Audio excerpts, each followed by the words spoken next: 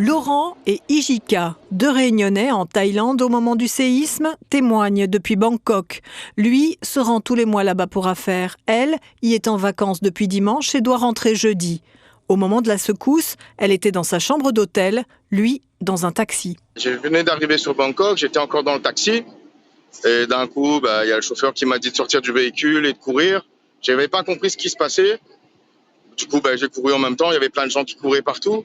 Et à 800 mètres, à peu près 1 kilomètre de nous, il y avait l'immeuble qui s'est effondré. Du coup, c'est là que j'ai compris ce qui se passait. Sur le coup, j'ai pu penser à un attentat, vu qu'il y avait un seul immeuble qui s'est effondré. Mais suite à ça, j'ai vu qu'il y avait d'autres immeubles qui bougeaient. C'est là que j'ai commencé à comprendre. Et après, quand c'était fini, là, tout le monde a parlé. Là, on a vraiment compris que c'était un séisme. Ce matin, tout est redevenu normal dans les hôtels, confie Laurent. Les routes bloquées la veille en raison des embouteillages parce que les gens fuyaient par peur d'une réplique, ces routes ont retrouvé une circulation normale. Ijika se rappellera qu'elle en aura tremblé de peur plusieurs heures durant. Ça a commencé avec un gros bruit. Donc moi, directement, je me suis dit, il y a peut-être des travaux dans l'hôtel. Et c'est quand j'ai commencé à avoir des morceaux de peinture tombés au sol et c'est là que ça a commencé à trembler un petit peu plus fort. Il y a le plafond de ma chambre qui s'est carrément affaissé, qui s'est fissuré. C'est là que j'ai compris. Et mon réflexe, en fait, ça a été de prendre mon téléphone et d'appeler mes parents en vidéo.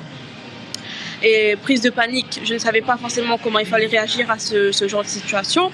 Donc ma maman qui me dit « Mais Ijika, sors, faut que tu sortes de l'hôtel, descends ».